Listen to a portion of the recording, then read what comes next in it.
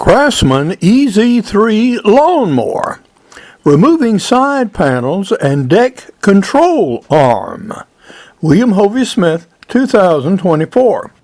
This is Hovey Smith, the Backyard Sportsman.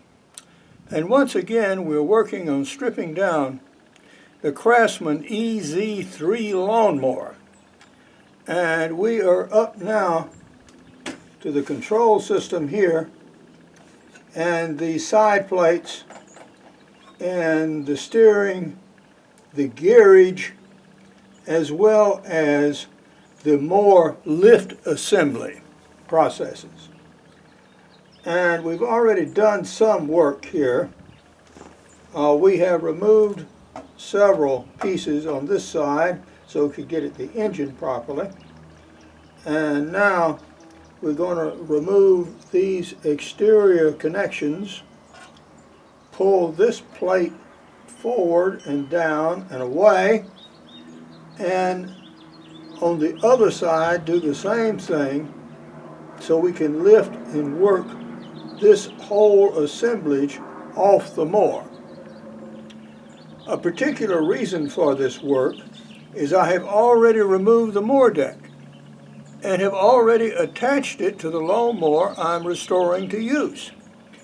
But we have a problem.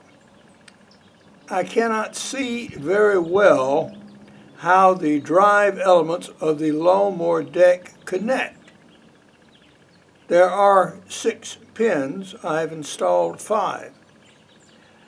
But the one that actually connects and tensions the belt that takes the power from the engine here down to the mower belt, I cannot properly identify, and it may be that I have to salvage components from this machine, put on that machine, so we can get the deck to operate correctly. One problem that the average guy has in doing stuff like this on his garage floor is getting all his tools together and keeping them together. Well, I am blessed and cursed, I guess, with a large house and a couple of outbuildings, and sometimes I've worked on a machine inside in one of these buildings, and other times in a room upstairs and in the office and out in the lawn, and you get the idea. And in short, I can have tools scattered hither, thither, and yon. Well, we made a concerted effort to gather them together in one spot at least, because most of the wasted time that the home repair guy has who's working on his equipment is trying to find the right blankety blank blank blank socket or wrench or whatever to do what he needs to do.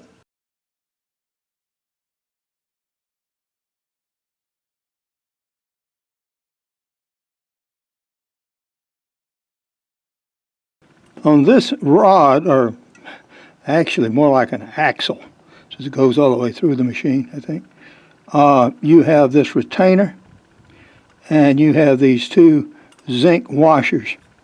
And what I'm mutilating here is some sort of synthetic washer or spacer or ring or whatever. Any rate, it's coming off in giblets and pieces, and I'm taking those off just by working them out with a screwdriver, and when we get that off, we'll see what happens. Although not immediately obvious, there is one more self-threading screw down here, so that should ease things once we get it.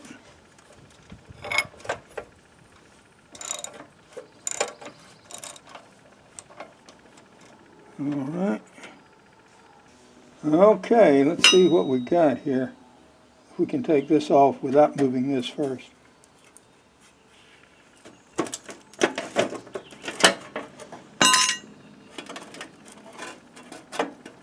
Okay, we obviously have electrical connections, but this is free. So, okay, we'll pull the electric and then this should come. Support this channel by buying my outdoor books, business books, novels, and recommending them to your local libraries.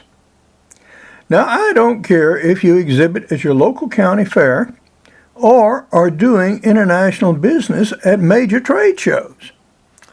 On each of these events, you need to tailor what you bring to those shows to that event. It's unwise to try to push every aspect of everything at every event. Quite frankly, you cannot concentrate on them all. A more effective approach is choose your events carefully. When I'm on the West Coast, for example, around Hollywood and so on and so on and so on, I want to push my novels. I don't want to push my screenplays. So I prepare specialized materials for them. One of these is a one sheet, which is a single sheet of paper that summarizes the novel and the screenplay, tells where you can get it, and so on. So the visitor doesn't have to haul around a book. You don't want to give away books, and he doesn't want to carry them. Another thing is to make sure your business cards are updated with all the proper information before you take them out. You want to be associated with a product and projects and business that has new products or new approaches or does something new with them. These will attract marketplace attention and sales and income for you. As we pull the electrical connections free, and this is from the starter and also from the other side there, we're connected to the ammeter and other things. So now we should be able to lift around and off if we're lucky.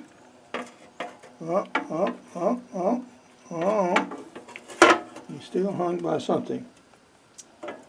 We're hung by these electrical connections on this end. There is an almost invisible wire tie connection to the filler tube here that holds this wiring assembly in.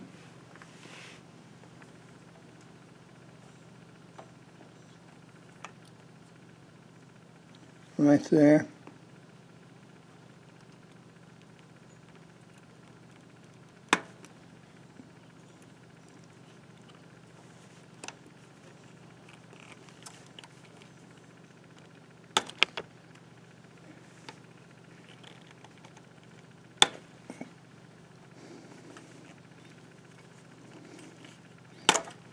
Okay. All right. Now everything is disconnected from that end. Now that we have the light wiring disconnected, okay, hopefully everything is free now.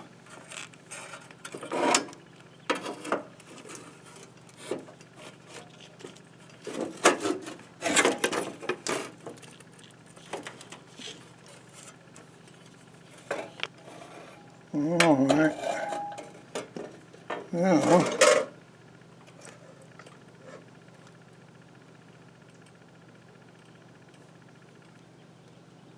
in this assembly here, we still have wiring connections down here,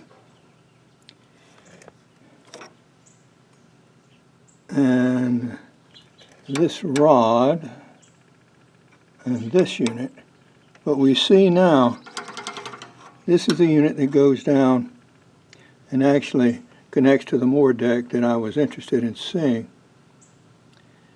Powerful return spring here, as you can see, and it fits through the axle there.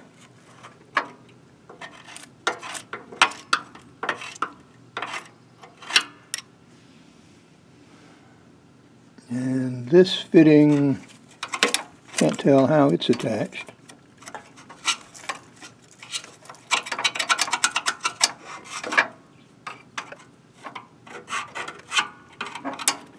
That's a bent up piece of the frame. Okay. So that should be there. That should be on my mower. I've now dropped the adjuster arm, and that was done by removing the cotter key, which was behind here, and fit through this little hole. And now from the other side, it looks like I can pull this free and let it go. same way I did before. I'd attach this through rod from the other side, and so this hopefully will just pull straight out.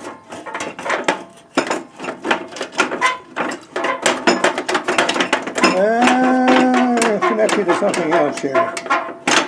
This knob here is for a fine adjustment apparently on the depth of cut. So it is connected to the main lever that drops the lawnmower. All right, so we have to get it out somehow. There are two screws here and here, but I think this plate should come.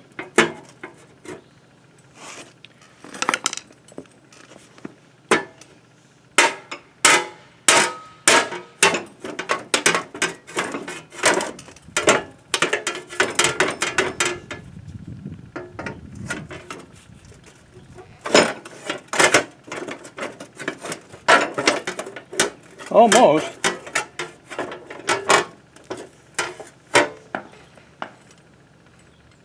Almost.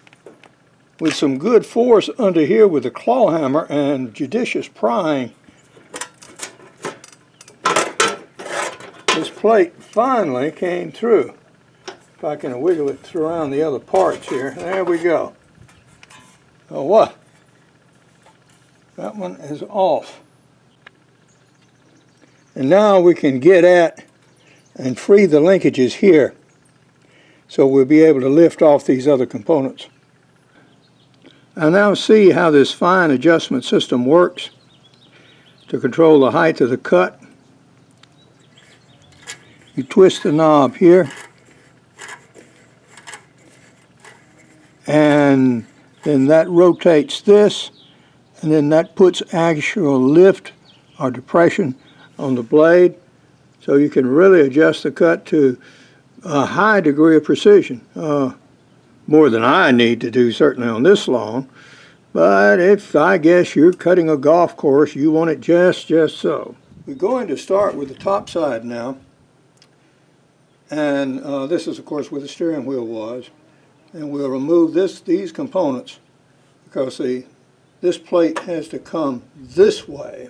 So far as the throttle control mechanism goes, I don't know if this knob will twist and fit through that hole or not. We may have to pull it out this way. I'm just not sure. We'll have to see how it goes. I suspect we're going to have to pull it out from the top and disconnect it to the carburetor itself. Now, one thing here, on one lawnmower, I actually replaced the steering mechanism down below to get rid of this looseness in steering, but it didn't do it because the looseness is right here. It's in this unit. It's not where it's not below in the gearing like I thought. So there's a much less bad and expensive fix here, and basically what that is milling some flats here and just putting a pin right through here to keep this from rotating.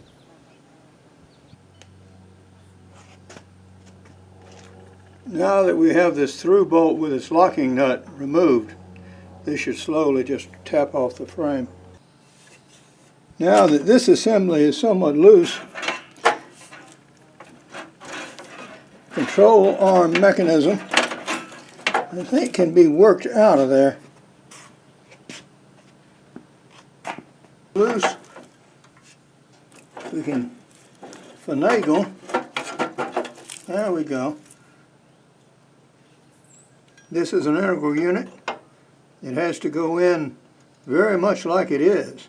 These parts are welded, so there's no further disassembly of this. Inside the tube there is, but not this external material. To be continued. Hunt what you eat and eat what you hunt. Goodbye and God bless.